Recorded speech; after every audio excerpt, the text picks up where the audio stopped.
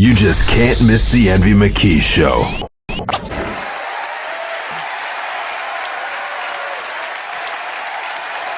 Welcome back to the Envy McKee Show right here on WURD, Progressive Black Talk Media. Yes, this is Starfolk University, the only on-air school for modern mystics.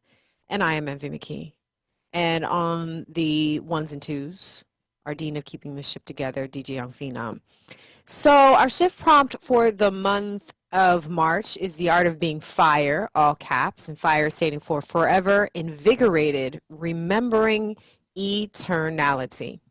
And we like to vibe here. Like I am very clear that spirit knows what spirit is doing.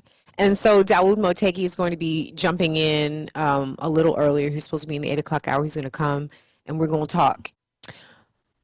And I was the very first break I read the Stars Notes, and I don't normally read the Stars Notes because we're normally so jam-packed with people that we really just get into the conversation. And I'm just kind of grateful for this space to breathe because this really has been a very weird time for me. Fasting is always strange because it's like walking into the wilderness, especially fasting for 40 days. It literally, in my body, having done this for 10 years now, it is like being in the wilderness.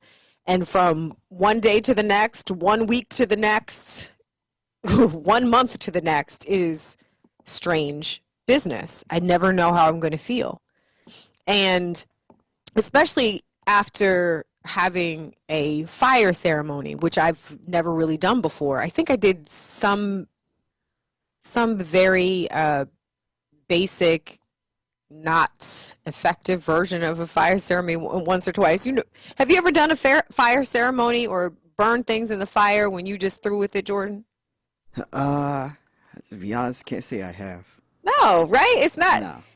And I grew up with fireplaces, so I'm sure I put something in a fire that didn't belong there. Like I'm sure, like as a kid, you just do wackadoodle things. But I don't. This was the first time that I've ever really been intentional, and I'm going to tell you that it had a very resonant feeling. It wasn't quite as deep as doing medicine like ayahuasca. It was not quite there. But it did feel very powerful and intentional. I felt very surrounded and insulated and protected. It felt big. It felt like I was on purpose. And I was also, I can tell how much I have grown because I wasn't just doing it to get rid of something.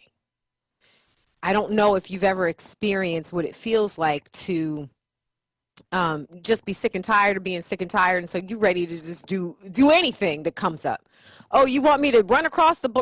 I'm gonna do that. You want me to jump off of something? I'm gonna do that. Like it's like I jumped out of a perfectly good airplane one time, and even that didn't feel like it. I don't know. I want to express what I mean. It felt intentional, I felt invited, and I asked for permission. And that is being willing to recognize that everything has consciousness and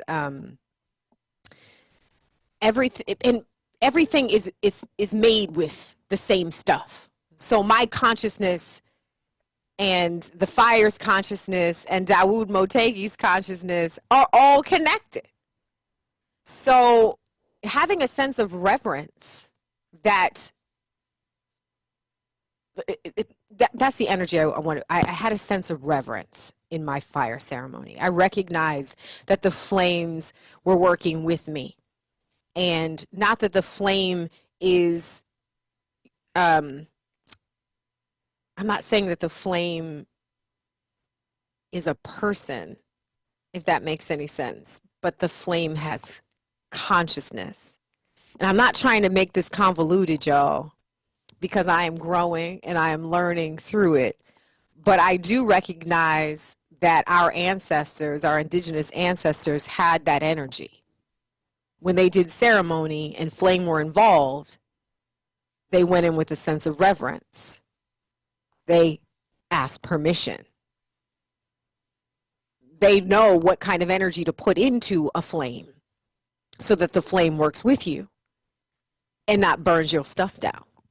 Do you get what I'm talking about? So it's like, for my fire ceremony, that's the energy I had. It was reverence, but I wasn't groveling. I went in as a peer, and also recognizing that what was going on in my consciousness was mine. And it served me for some time. That survival strategy that I had been holding on to served me at some time. Whatever, like the bonfires level worth of papers that I had, my petitions, they served me at some point. Life is for me. But what had happened was they get caught up in there if they're not properly released.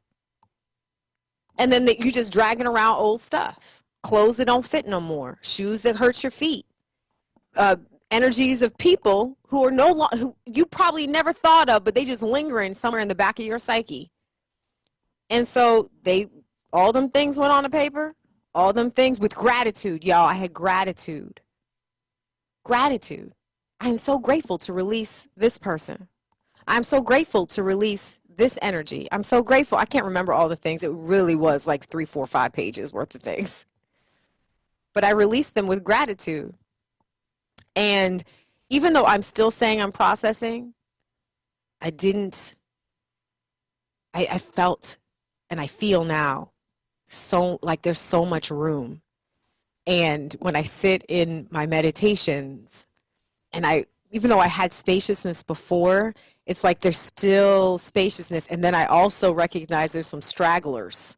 Like you could see some things that just kind of float through, and I missed you, but I'm gonna write you down for next time. Do you know what I mean? So it's like there's something to it. There's something to it. I'm grateful that I had that experience, and I would suggest if it's in you to try it on. See if it calls you, because I feel like it's a powerful journey. The Envy McKee Show on Word. Coming soon to wherever you listen to your favorite podcasts.